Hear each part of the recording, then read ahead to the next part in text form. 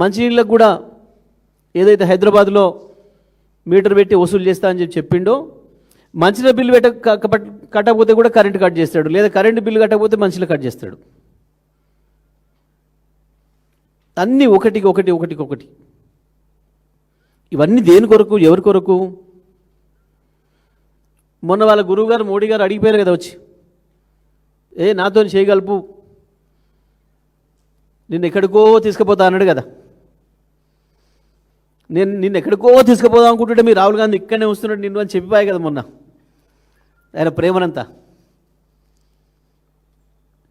నేను ఎక్కడికో తీసుకుపోదాం నేను అనుకుంటుంటే పాపం నువ్వు మీ రాహుల్ గాంధీ గీనే వస్తున్నాడు, నువ్వు రా వచ్చేసే నాతో నేను చెప్పిండు కదా. ఇది దానికి గిఫ్ట్గా ఇప్పుడు ఇది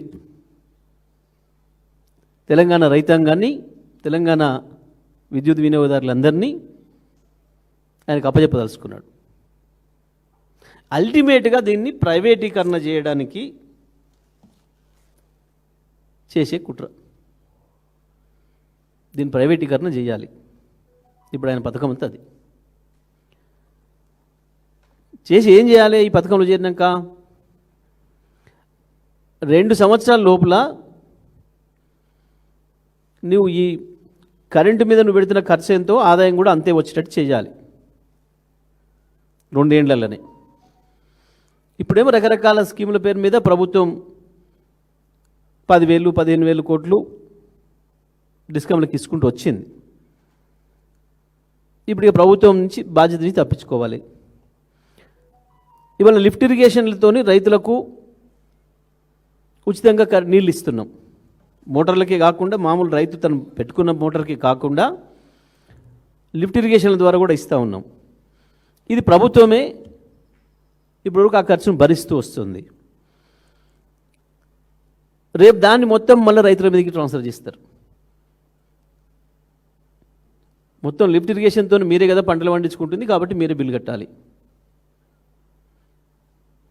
రైతుల మీద మామూలుగా ఉండదు బాధుడు. ఈ మీటర్ల ఖర్చు ఎవడు పెడతాడు అని అంటే మీటర్ల ఖర్చు కూడా మళ్ళీ మన మీద వినియోగదారుల మీద వేస్తారు. అదనంగా 6,000 రూపాయలు 6,500 రూపాయలు వేస్తారు. నాకు తెలిసి ఇప్పుడు వరకు అట్లే ఉంది ధర. కానీ మరి అది మన రేవంత్ రెడ్డి ప్రభుత్వంలో కదా, మళ్ళీ అందులో మళ్ళీ బట్టి విక్రమార్క మంత్రి, మరి ఈయన పర్సెంటేజ్ ఆయన పర్సెంటేజ్ కలుపుకుంటే మరి ఎంతకు పోద్దు అది మీటర్ ధర కలిపి మన మీదనే వేసి మళ్ళీ అది కూడా 2 ఏళ్లలోనే సాఫ్ చేసేయాలి.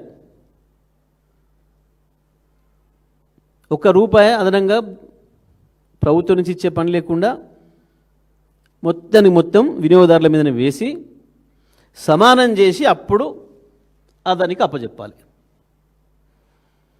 దానికి ఇంకొక కథ కూడా తెచ్చారు. తమ ఈ రైతులు ఇంటట్లేరు, ఈ రైతులతో పెట్టుకుంటే బాగలేదని చెప్పి ఇంకో 3వ డిస్కమ్ తయారు చేస్తున్నామని చెప్పారు. ఇప్పుడు దాకా తెలంగాణ 2 డిస్కమ్లతో పనిచేస్తుంది. అటు నార్దరన్ డిస్ట్రిబ్యూషన్ కంపెనీ, ఇటు సదరన్ డిస్ట్రిబ్యూషన్ కంపెనీ. అటు ఆదిలాబాద్, నిజామాబాద్, మెదక్, వరంగల్, ఖమ్మం ఏమో నార్దర్న్ కింద ఉంది. హైదరాబాద్, రంగారెడ్డి, మహబూబ్నగర్, నల్గొండ ఇవి సదరన్ కింద ఉన్నాయి. కానీ ఈ రెండింటిని కాదని ఇంకో 3వ డిస్కమ్ తయారు చేస్తున్నారు. దేని కొరకు 3వ డిస్కము అని అంటే ఇక్కడ ఈ కథ దానికి లింక్ అయ్యింది. ఈ 3వ డిస్కమ్ను అచ్చం రైతులకు ఇచ్చే కనెక్షన్స్ ఏదైతే ఉన్నాయో, రైతులకు పవర్ సప్లై చేసే లైన్స్ ఏవైతే ఉన్నాయో వాటన్నిటిని కలిపి 33/11 kV సబ్స్టేషన్లు అన్నింటినీ కలిపి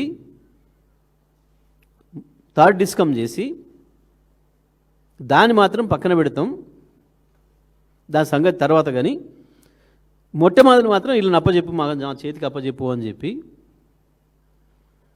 అదాని చేసే ఒత్తిడితోని మోడీ గారు మొన్న పిలిచి కనుగొట్టడంతో జరుగుతున్న దుర్మార్గం ఇది. తెలంగాణ ప్రజల్ని నట్టేట ముంచి తెలంగాణ రైతాంగాన్ని, తెలంగాణ విద్యుత్ వినియోగదారులందరినీ కూడా చీకట్లోకి నెట్టే అతిపెద్ద కుట్ర. ఇది ప్రజలు అర్థం చేసుకోవాలి. చూసాం ఇప్పుడు మనం స్పష్టంగా ఆంధ్రప్రదేశ్లో కూడా మొదలు ఇట్లనే గత ప్రభుత్వం వాళ్ళ భయానికి లొంగిపోయి ఇక మేము ఒక పైలట్ ప్రాజెక్ట్ కింద పెడతామని చెప్పి శ్రీకాకుళంలో పెట్టి వెనుక విక్కున్నారు.